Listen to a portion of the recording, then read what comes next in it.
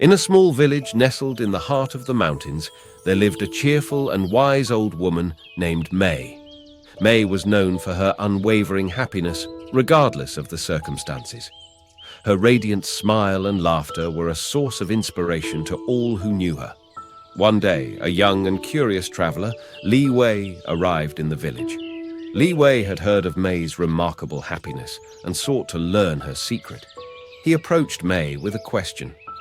"Wise May, how is it that you are always so joyful, even in the face of hardship and adversity?" May welcomed Li Wei with a warm smile and invited him to join her for tea. As they sipped tea in her modest home, she shared her story. "I was not always this joyful," May began. "Many years ago, I used to be like others, seeking happiness in external things. I thought wealth, possessions, and the approval of others would make me happy, but the more I pursued these desires, the more elusive happiness became." Li Wei listened intently as May continued. "One day, while wandering in the mountains, I came across a Zen master meditating under a waterfall. His clothes were tattered, and he had no possessions, yet his face radiated a profound happiness. I asked him the same question you just asked me." May paused and then continued. "The Zen master looked at me and said, 'Happiness, dear one, is not in the external world.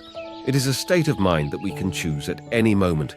It is in the acceptance of what is and the ability to find joy in every situation, whether in abundance or in scarcity.'"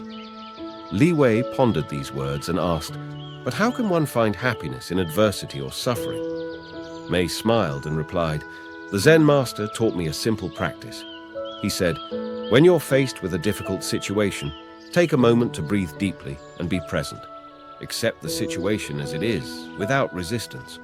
From there, find one thing, no matter how small, that brings you joy, and focus on it. By doing this, I learned to find happiness even in the most challenging moments of life."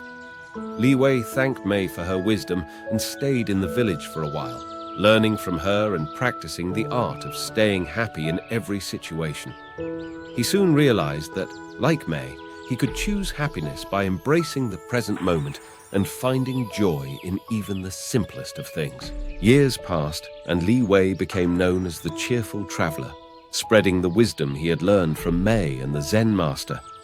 He, too, taught others to find happiness in the acceptance of what is and the ability to choose joy regardless of their circumstances. And so, the village became a place where happiness was not dependent on external conditions, but on the wisdom of choosing joy and contentment in every situation.